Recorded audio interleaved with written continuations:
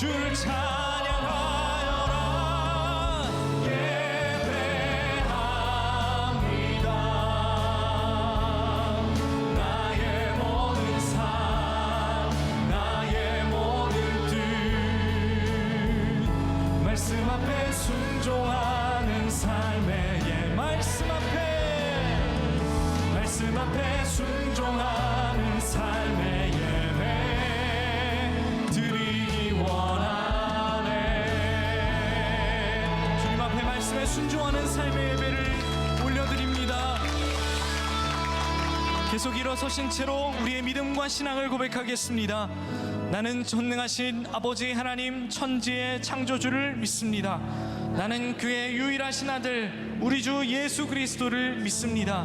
나는 잉태되어 동정녀 마리아에게서 나시고 본디오 빌라도에게 고난을 받아 십자가에 못 박혀 죽으시고 장사된 지 사흘 만에 죽은 자 가운데서 다시 살아나셨으며 하늘에 오르시어 전능하신 아버지 하나님 우편에 앉아 계시다가 거기로부터 살아있는 자와 죽은 자를 심판하러 오십니다. 나는 성령을 믿으며 거룩한 공교회와 성도의 교제와 죄를 용서받는 것과 몸의 부활과 영생을 믿습니다. 아멘. 다 자리에 앉으시겠습니다.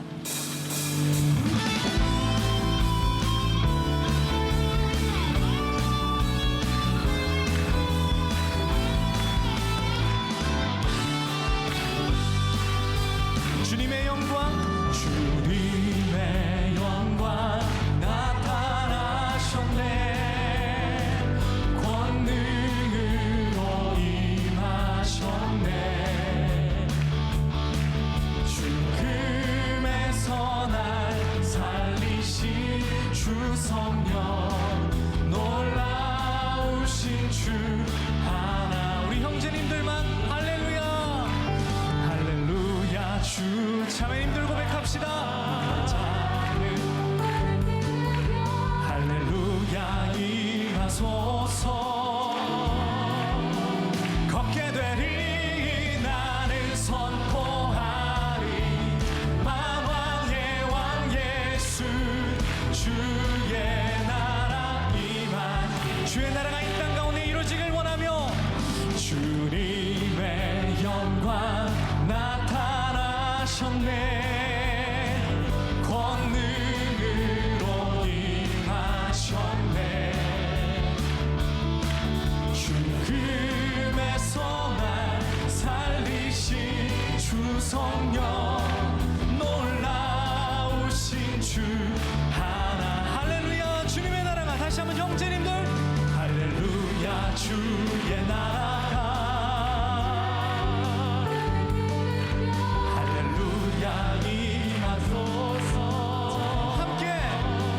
걷게 되리 나는 선포하리. 만왕의 왕예. 우리 다시 한번 선포합시다. 주님의 나라가 이 땅 가운데 이루어지게 하여 주옵소서. 나는 선포하리. 나는 선포하리. 만왕의 왕 예수, 주의. 다시 한번 간절한 마음으로 나는 선포하리. 나는 선포하리. 만왕의 왕 예수, 주의 나라 임하시. 주님의 나라가 이 땅과 우리의 삶에 이루어지게 하여 주십시오. 할렐루야.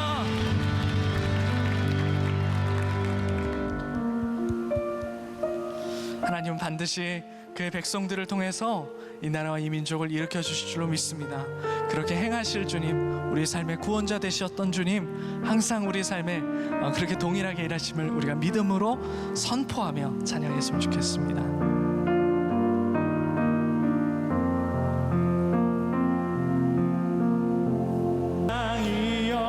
주님께 외쳐라.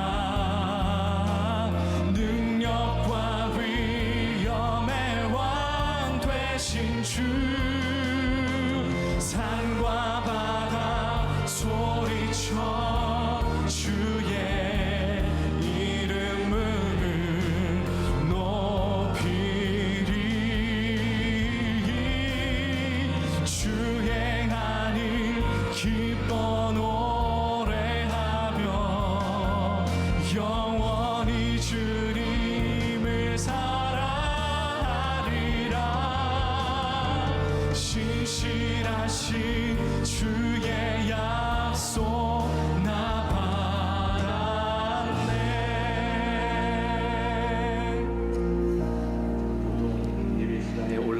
타이밍보다 좀 일찍 나왔죠?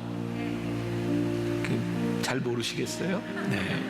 자, 오늘 설교하기 전에 제가 여러분들과 함께 기도하고 싶은 것이 있어서 나왔습니다. 이제 대선을 한 4주 정도 앞두고 있습니다.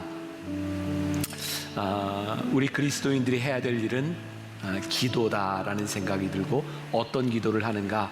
하나님께 맡기는 기도를 하면 좋겠다. 세상은 진영으로 나뉘어서 내가 지지하는 사람들을 지지하는, 그렇지 않은 사람들을 미워하고 증오하는 그런 시대를 살아가고 있는데, 하나님 말씀 앞에서 하나님 안에서 우리들이 하나 되게 하여 주옵시고, 어떤 사람이 대통령이 되든 하나님의 주권 아래 이 나라와 이 민족이 서게 하여 주옵소서. 여러분, 이 대한민국은 참 좋은 신앙의 전통을 가지고 있죠. 이 땅 위에 복음이 들어오면서 가장 어려운 때 방방곡곡 골짜기마다 기도하는 우리 믿음의 선배들이 있었고, 하나님께서 이 나라와 이 민족을 지켜주셨습니다. 오늘 우리가 드리는 기도는 하나님께 맡겨드리고, 하나님 이 나라 대한민국 하나님의 손안에 붙잡힌 바 되게 하여 주옵시고, 하나님 앞에 쓰임받는 민족이 되게 하여 주옵소서. 하나님께서 우리들에게 약속하신 것이 있어요.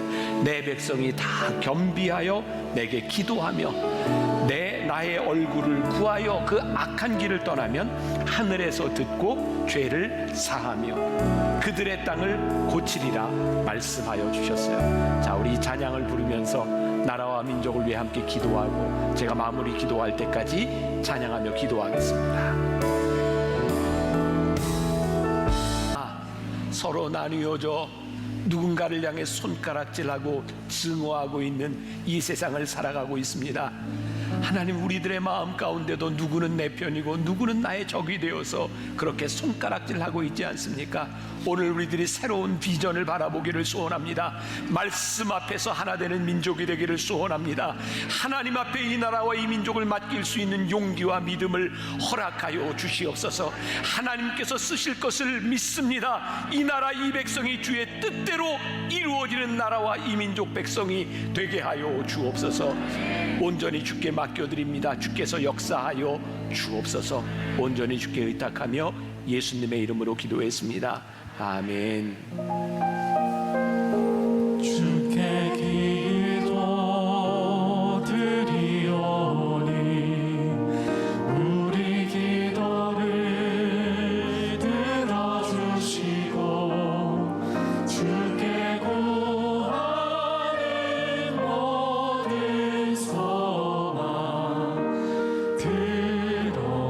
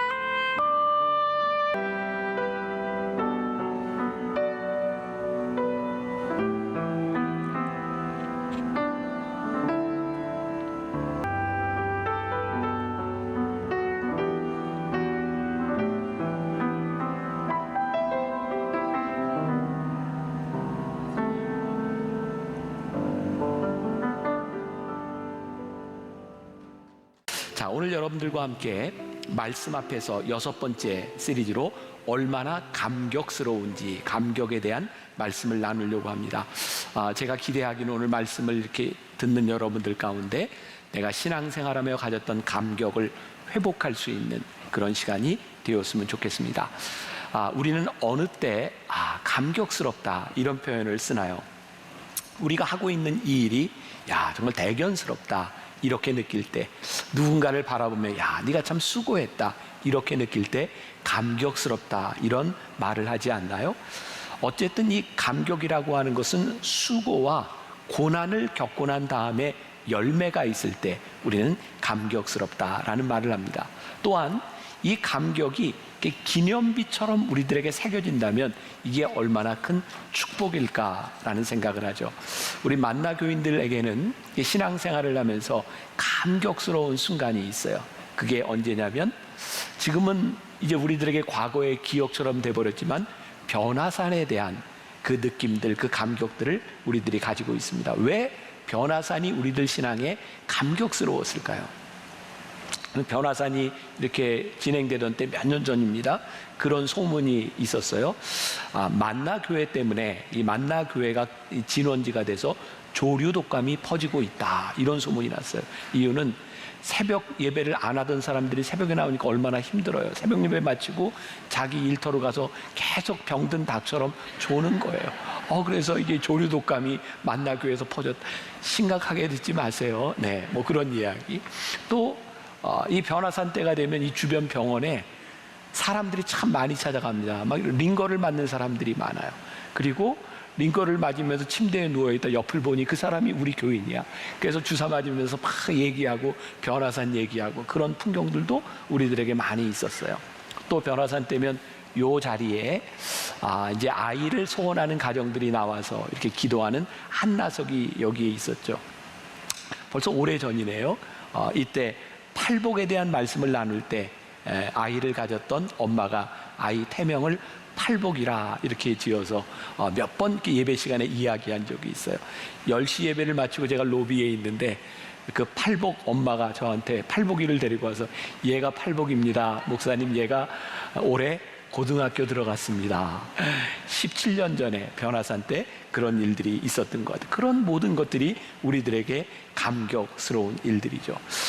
특히 변화산 때는 우리 아이들이 참 많이 나왔죠. 우리 목사님들이 만나교회 새로 부임을 하면 제일 감격스럽게 감동스럽게 느끼는 것 중에 하나가 변화산에 참석해서요. 막 사람들이 몰려오는 모습들을 보게 됩니다. 그런데 아이들이, 어떤 아이들은 엄마 아빠가 나오지 않으니까 자기 혼자 나와야 되니까 차가 없으니까 1시간씩 걸어서 나온 아이들도 있고, 우리 변화산 때 그런 소개 많이 했었죠. 원주에서, 대구에서, 광주에서, 제주도에서 어떤 분들은 격일로 일본에서 비행기를 타고 변화산에 참석한 사람들도 있었어요. 그런 것들을 보면 우리들이 참 감격스럽다 이런 표현을 써요. 왜일까요? 그들에게 수고가 있었기 때문이죠. 그래서 변화산 마지막 날은 우리들에게 늘 축제처럼 되었던 것 같아요. 그 중에 한 장면을 우리들이 볼까요? 저게 몇 년도였는지 모르겠지만 예수 바보라고 하는 그런 타이틀로 시작했었죠. 예수 바보, 예수님만 바라보자. 이날은 온 가족들 또 오케스트라까지 다 같이 나와서 감격스럽게 예배를 드렸던 장면이 있어요. 감격스러웠어요. 왜냐하면 많은 수고의 열매가 저기 있었기 때문이죠. 오늘 본문 말씀에 이스라엘 백성들이 느헤미야와 함께 성벽을 재건하고 회파단 성벽을 재건하고 그들이 하나님께 봉헌식을 하고 있는데 이게 너무 감격스러운 거예요. 왜냐하면 그들에게 이 시간들의 수고, 땀이 있었기 때문이죠. 말씀 앞에서 맞이하는 감격스러운 순간은 말씀대로 살려고 애썼던 사람들만이 느낄 수 있는 거예요. 오늘 여러분들이 예배를 드리는데 여러분들이 오늘 감격스럽게 예배를 드린다면 여러분들이 이 예배 시간 전에 말씀대로 살려고 노력했던 수고가 있을 것이고, 오늘 이 예배가 여러분들에게 대면대면한 그런 예배라고 하면 여러분들의 삶에 말씀대로 살려고 노력했던 수고가 없었다는 말일지도 몰라요. 그래서 오늘 우리들이 하나님 앞에 이 감격을 회복한다고 하는 것은 우리 신앙에 굉장히 중요한 일이겠죠. 자, 오늘 첫 번째 소제목, 즐거운 봉헌. 자, 봉헌을 하는데 어떻게 했냐고 오늘 말씀에 나와 있냐면 즐거운 봉헌을 했다. 저는 이 부분을 회복의 절정이다 이렇게 표현할 수 있을 것 같아요. 오늘 이 봉헌식의 분위기를 느헤미야 12장 43절은 이렇게 보여주고 있습니다. 한 목소리로 봉독할게요. 이날에 무리가 큰 제사를 드리고 심히 즐거워하였으니 이는 하나님이 크게 즐거워하게 하셨습니다. 부녀와 어린아이도 즐거워하였으므로 예루살렘이 즐거워하는 소리가 멀리 들렸도다. 이날에 무리가 큰 제사를 드리고 심히 즐거워했다. 그러니까 오늘 이 예배는 다른 예배와 조금 다른 큰 예배였다고 표현을 하고 있고, 하나님이 이들로 하여금 크게 즐거워하게 하셔서 부녀와 어린아이들도 즐거워하는 소리가 예루살렘에 퍼졌다 이렇게 말을 하고 있어요. 큰 기쁨, 이것이 어떤 집단의 소유가 아니라 온 무리 그리고 어린아이와 부녀자들까지도 함께 할 수 있었기 때문에 이것이 큰 기쁨이 되었다는 거예요. 그럼 기쁨은요, 누구의 소유물이 될 때, 누구의 전유물이 될 때 큰 기쁨이라고 이야기하잖아요. 이것이 모두의 기쁨이 되었다라는 말이죠. 말씀을 준비하다 제가 떠오른 게 벌써 20년이 지났네요. 2002년 한일 월드컵 때의 모습이었어요.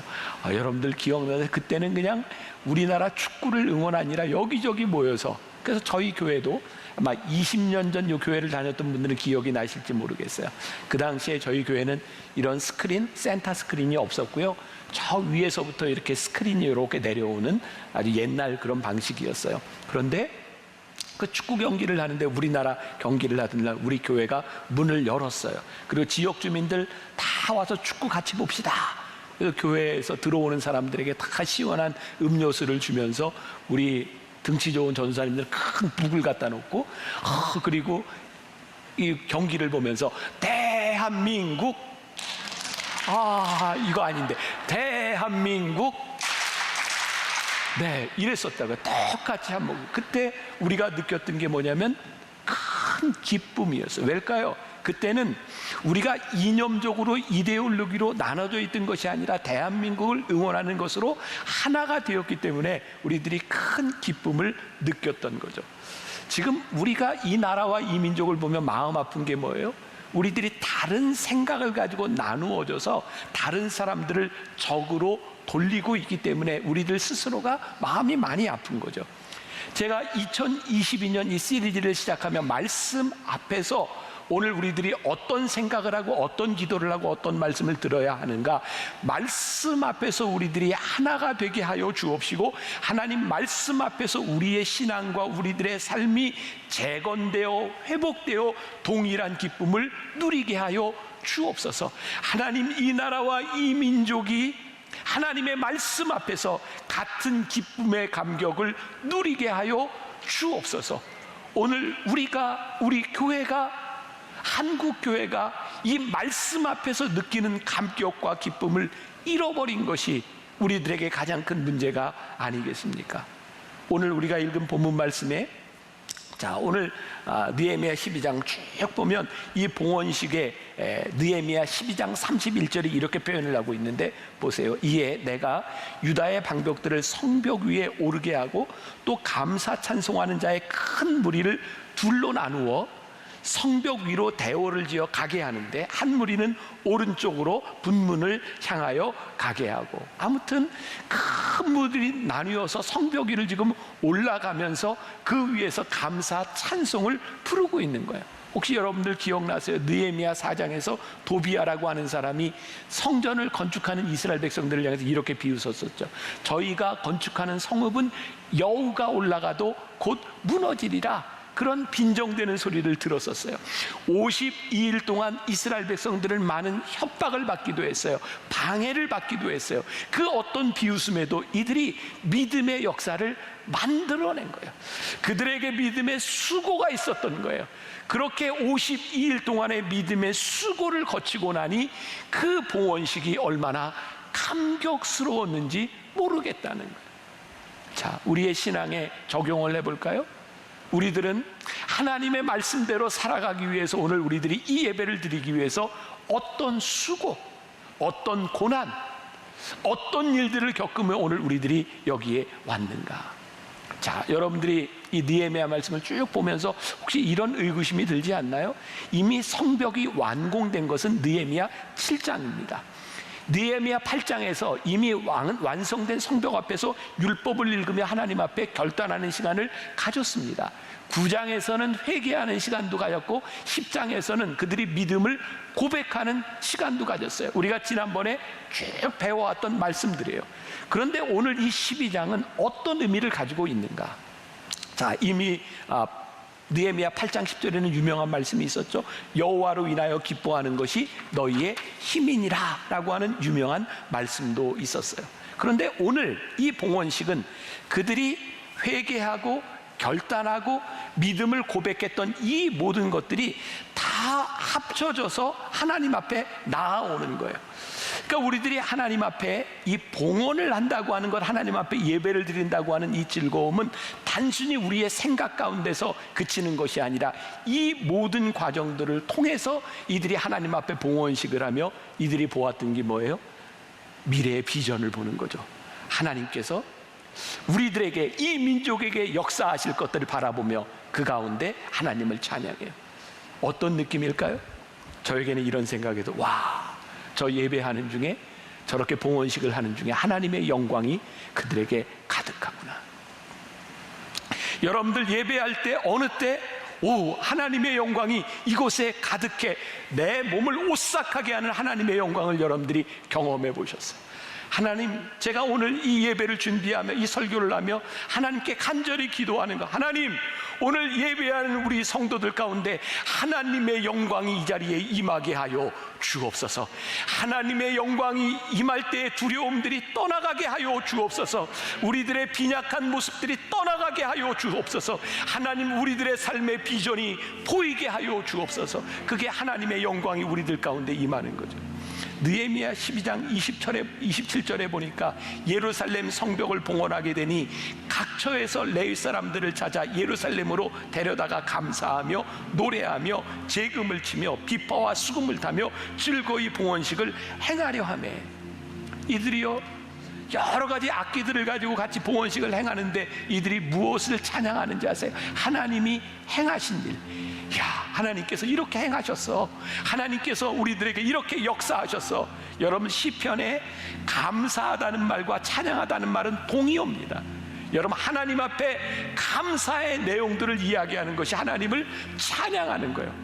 하나님을 찬양하는 가운데 하나님의 영광이 이 가운데 가득하게 되는 거예요. 사랑하는 여러분, 오늘 우리들의 예배의 감격이 사라지고 하나님의 영광이 임하지 않는 것은 하나님께서 행하신 일들을 우리들이 고백하는 감사가 우리들에게 사라졌다는 거예요. 오늘 하나님, 우리들이 이 말씀을 드리며 간절히 기도합니다. 주님, 우리들 가운데 잃어버렸던 감사가 회복되게 하여 주옵시고, 우리들이 말씀대로 살려고 애썼던 우리들의 수고가 살아나게 하여 주옵시고, 이 감사와 찬양 가운데 하나님의 영광이 가득하게 하여 주옵소서. 사랑하는 여러분, 우리가 하나님 앞에 예배하는 중에 주의 영광을 잃어버렸다면 주의 영광이 회복되게 하여 주옵소서. 하나님, 예배하는 가운데 주의 영광이 우리를 감싸게 하여 주옵소서. 주님, 이 영광이 우리의 믿음의 수고 가운데 고백되게 하여 주옵소서. 두 번째, Holy to the Lord, 하나님께 성결, 주께 성결이라고 하는 이 말이 오늘 이 즐거움, 봉헌, 감격과 연관이 있다는 것을 우리들이 보려고 해요.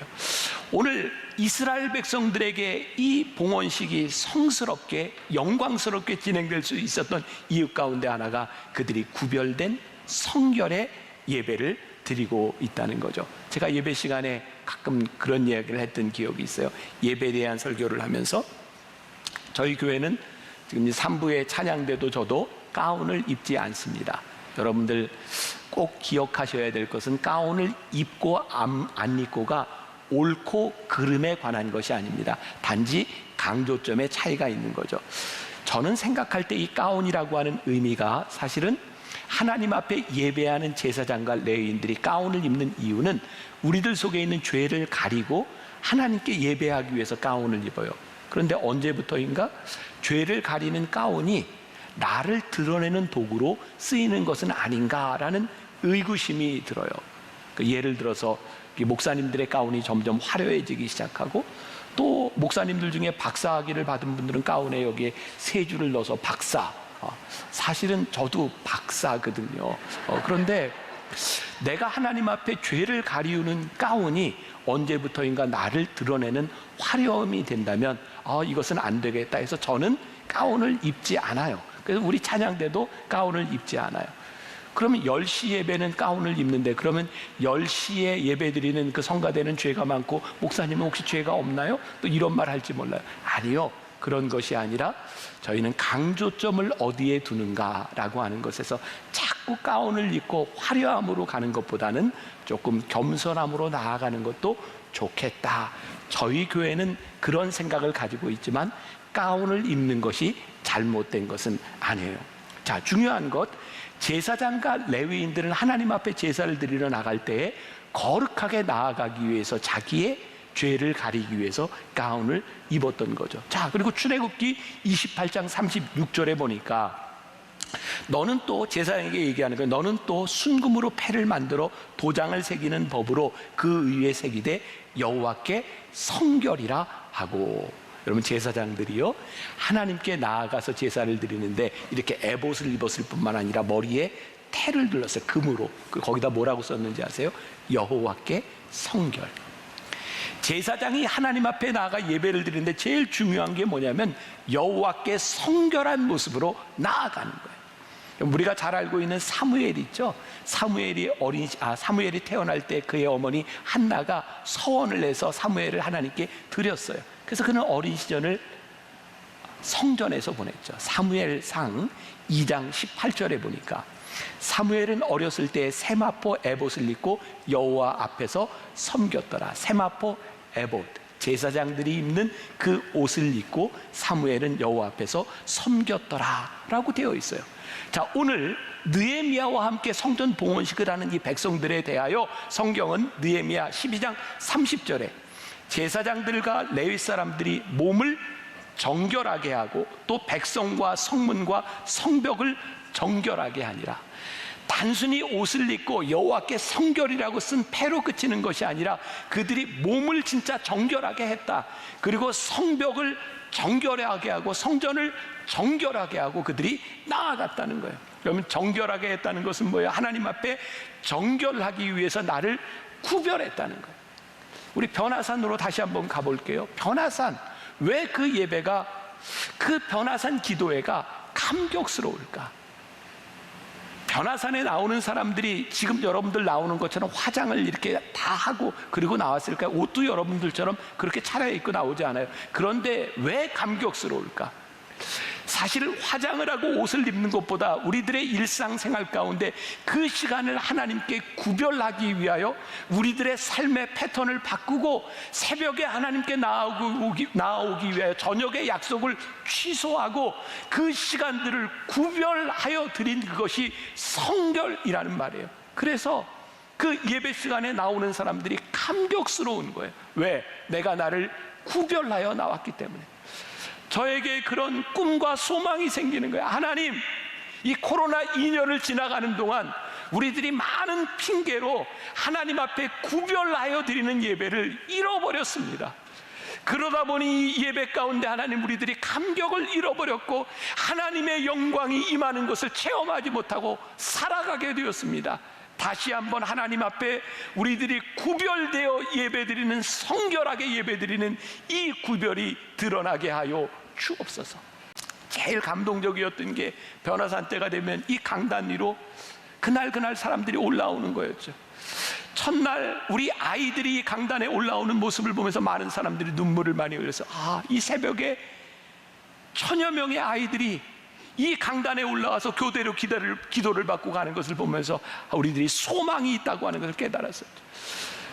우리를 감격스럽게 만들었던 저 구별이 오늘 우리들에게 있는가? 오늘 여러분들에게 도전하고 싶은 거예요. 성벽의 봉헌을 기쁘게 하는 그 즐거움의 모습이 하나님 앞에 드리는 봉헌에서 나타나고 있는데, 느헤미야 12장 44절 같이 봅니다.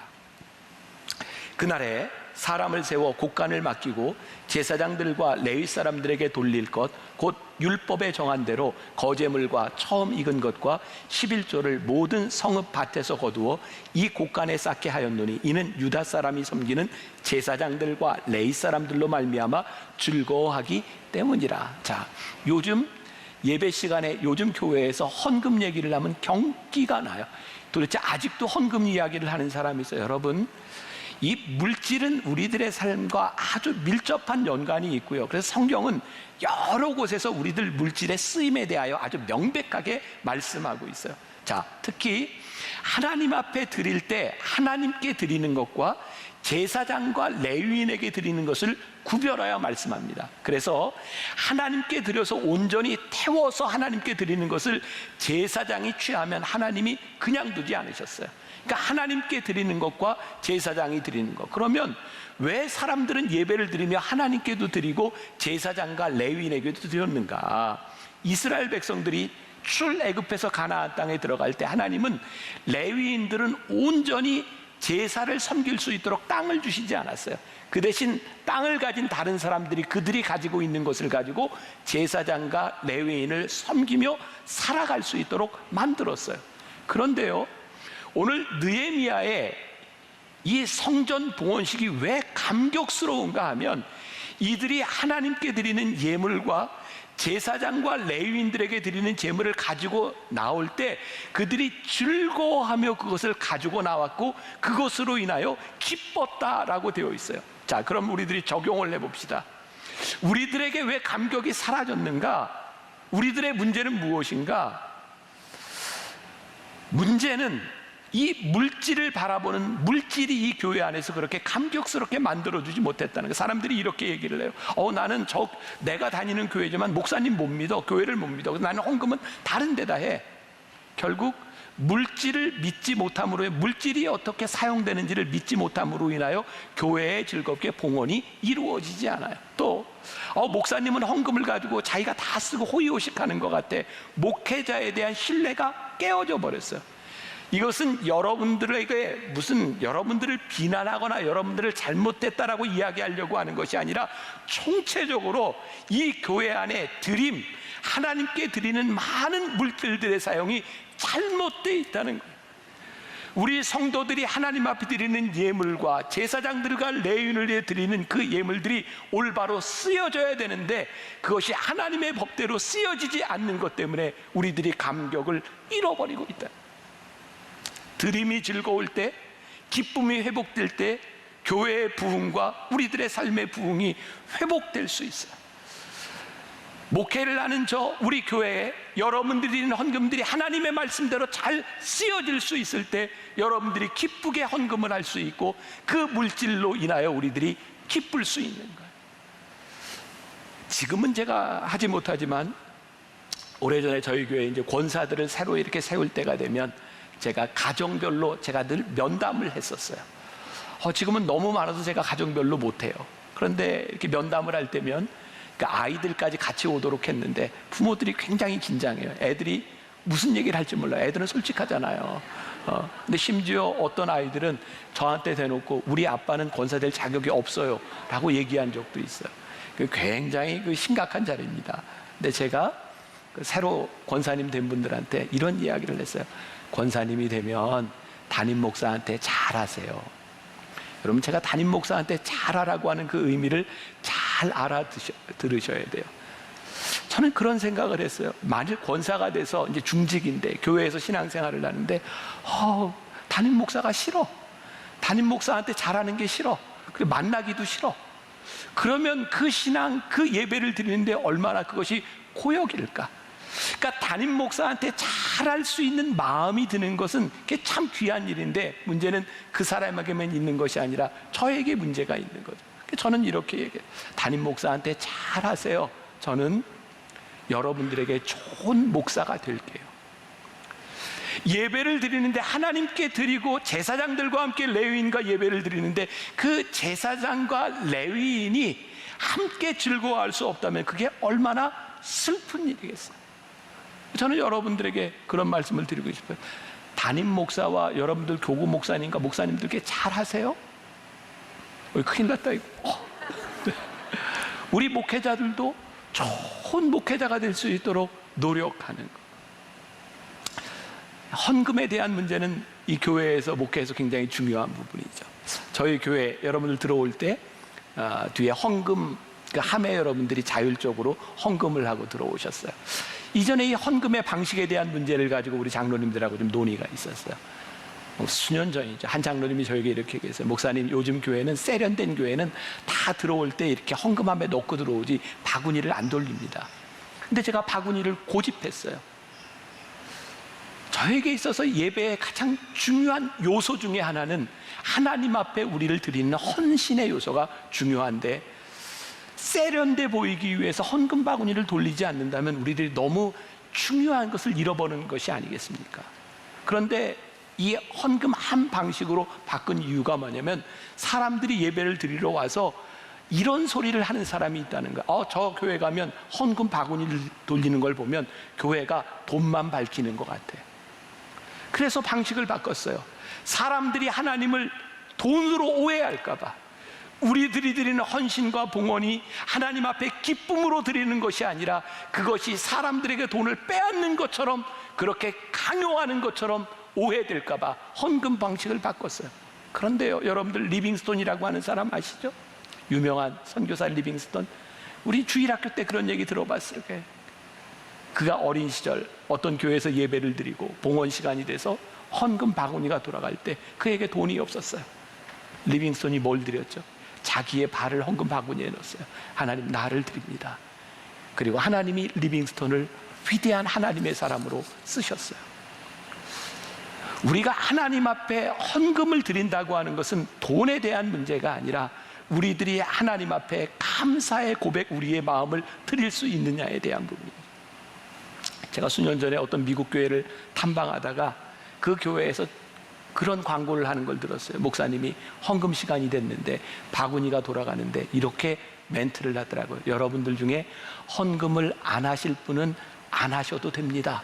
저는 헌금 시간에 헌금 안 해도 된다는 얘기는 처음 들었어요. 그 목사님이 이렇게 이야기를 하더라고요. 혹시 여러분들 처음 교회에 나온 분 중에 오늘 헌금을 입장료로 생각하거나 하나님께 드리는 감사의 고백이 없다면 헌금을 안 하셔도 됩니다. 오늘 우리들의 드림, 하나님 앞에 감격과 찬양과 우리들의 믿음의 고백이 없다면 드림은 어떤 의미도 없는 거예요. 오늘 이 느헤미야와 백성들이 왜 감격스러운가?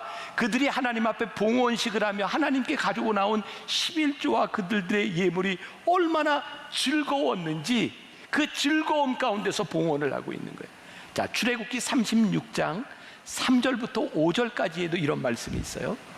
이 상황은 이스라엘 백성들이 굉장히 범죄하고 하나님 앞에 징계를 받았지만 하나님이 다시 회복시켜 주셨을 때 그들이, 자, 3, 4, 5절 같이 봅니다. 시작.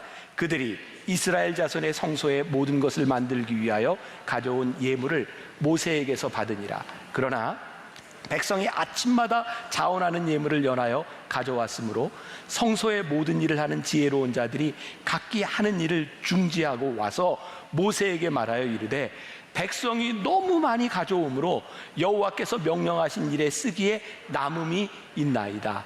그래서 모세가 그만 가져와 라고 말을 합니다. 여러분들 이 분위기를 상상을 해보세요. 그들이 하나님께 드리고 이 이웃들을 위하여 물질을 드리는 게 얼마나 즐겁고 기뻤는지 그들이 계속해서 물질을 가져왔는데 이제 그만, 이제 더 이상 필요가 없다고 이야기할 만큼 그들이 그런 기쁨으로 드렸던 모습이죠. 영국의 유명한 설교자인 캠벨 몰간이라고 하는 목사님이 이런 말을 했어요. 11조라는 돈이나 곡식 헌금은 물질적인 것이지만 이 헌금의 배후에 있는 헌신은 영적인 것이다. 우리의 물질적인 헌금은 바로 영적인 헌신의 표현이다. 헌신 없이 헌금은 가능하지 않으며 헌금으로 표현될 수 없는 헌신은 위선이다. 사랑하는 여러분, 우리들의 삶에, 우리들의 신앙의 부흥의 역사가 다시 시작되고 우리들이 그 감격을 누리기를 원한다면 우리들 가운데서 헌신이 시작되어야 합니다. 언제부터인가 우리들이 이 물질에 대하여 우리들이 마음이 다치고 물질을 헌신할 수 있는 마음들이 생기지 않았다면 우리들이 지금 감격을 잃어버린 중요한 이유가 될 거예요. 혹시 여러분들 중에 몇 분들은 그런 경험을 하셨을 거예요. 제가 이 야탑동 요 분당에 살면서 저도 여기서 식당에 갈 일이 많죠. 제가 식당에 가서 이렇게 밥을 먹다가 우리 교인들이 식사하는 걸 보면 제가 나갈 때 꼭 제가 저분 식사비는 제가 냅니다 하고 이렇게 지불을 하고 가요. 식당 주인 몇몇이 저한테 그런 얘기를 했어요. 자기는 평생 살면서 밥 사주는 목사님을 처음 봤다고. 왜 목사가 그렇게 보였을까 몰라요. 저는 밥 사주는 게 그렇게 좋은데. 그리고 우리 교인들 가운데도 제가 식사를 하고 나갈 때 누군가 돈을 내고 간 사람이 있어요. 우리 교인 중에 한 사람이 저를 보고 이렇게 식사비를 내고 간 거죠. 저는 교인들 밥을 사는 게 너무 좋아요. 그래서 전 그런 생각이 들어요. 내가 만나게 담임 목사 맞아. 여러분들이 담임 목사의 밥을 사주는 게 좋아요. 그래, 내가 만나게 교인인 게 맞는 것 같아. 내가 하나님을 위하여 하나님께 드리는 예물이 기뻐.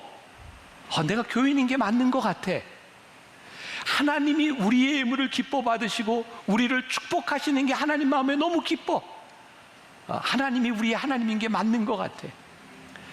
드리는 즐거움과 그리고 이 가운데 하나님께서 감격을 회복시켜 주시고 그 가운데서 우리들이 함께 예배를 드리며 하나님을 향하여 우리의 이웃들을 향하여 우리의 지갑들이 열려지고 우리들의 마음들이 열려지고 우리들이 기쁨으로 함께 모두가 하나님을 위하여 예배를 드릴 때 주의 영광이 이곳에 가득해. 하나님의 영광이 이곳에 가득해. 하나님의 영광이 우리를 감싸고 우리에게 전율을 일으키는 그 예배의 감격들이 우리들에게 다시 살아나야 우리들에게서 부흥의 역사가 일어나고 우리들의 삶의 비전이 보이고 하나님, 우리를 이렇게 인도하실 하나님의 역사에 우리의 가슴이 뜁니다. 우리의 가슴이 뛰는 우리의 신앙들이 다시 열려지게 될 텐데, 사랑하는 여러분, 오늘 여러분들에게서 이 감격이 회복될 수 있기를 간절히 소원합니다. 하나님의 영광이 여러분들을 예배하는 이 자리 가운데 여러분들을 감쌀 수 있기를 간절히 소원합니다. 이 믿음의 고백이 여러분들에게 있기를 간절히 소원합니다.